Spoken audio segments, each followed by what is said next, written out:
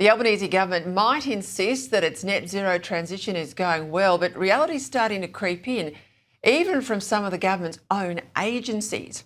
Right now, some 60% of the East Coast's electricity comes from coal, and it's this coal-fired power available 24/7, and that until the emissions obsession took over, gave Australia some of the lowest power prices in the world.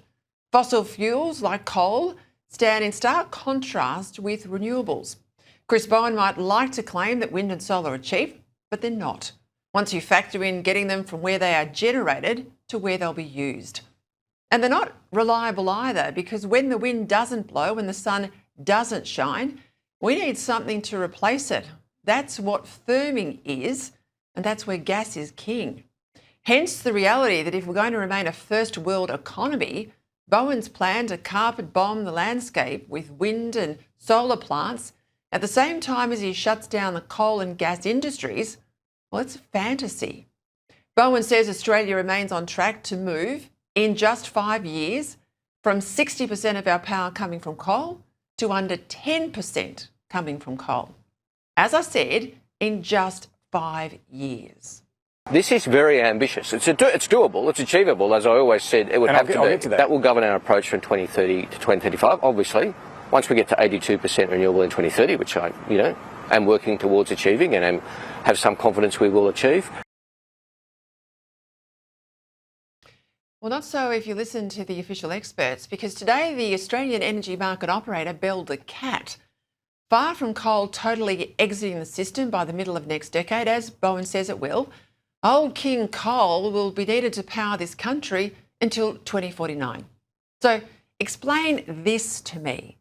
How can we have coal as a key part of our electricity grid right up to 2049 and then just 12 months later achieve net zero emissions? Remember, it's net zero by 2050.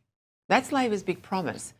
Clearly, we've now got the official energy bodies unable to maintain the Albanese government's fiction. We've got the peak energy body, AEMO, making it patently obvious that coal is here for a long time to come. And in a just released 115-page document, AEMO is also warning that wind power is becoming too expensive, with everything else required to make it work, especially all the new transmission lines that are disfiguring rural landscapes and facing increasingly fierce opposition from farmers and local communities. What's more, AEMO predicts that business electricity use in Australia is set to double, driven predominantly by the explosion in artificial intelligence. This is why so many countries overseas, the US in particular, why they are moving rapidly to install more and more nuclear generators so that they don't get left behind in the global AI race. Today, the coal industry welcomed AEMO's concession. Coal would be needed for the system for at least 12 years longer than previously claimed. An industry spokesman said AEMO's revelation, quote, is the snap back to reality Australia has urgently needed to hear. He pointed out that worldwide demand for coal was at record levels in order to deliver long-term energy security and secure jobs and lower power bills for households and businesses.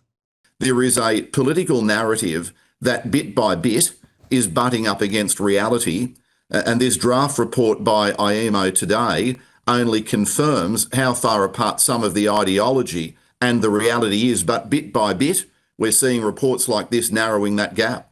Now, coal continues to do the heavy lifting in the national electricity market, the NEM, as we sit here today. And certainly based on what AEMO is telling us, we know that the demand for electricity is going to increase potentially fourfold. And look, it's not just coal that's had a massive rethink today, but gas as well.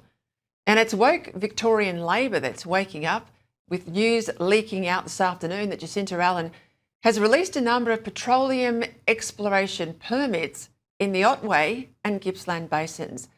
Now, this is the first such acreage release since 2018. Not that the Premier's fronted the media to make this announcement, mind you.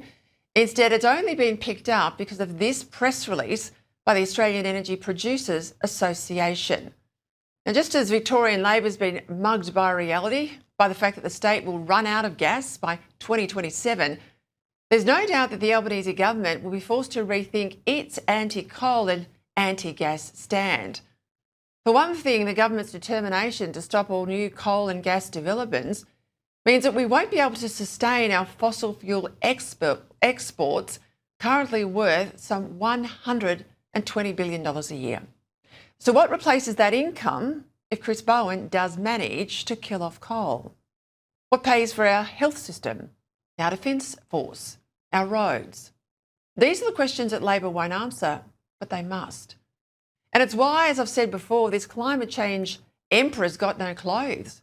I mean, you can see it. I can see it. Let's hope the rest of the country wakes up before it's too late.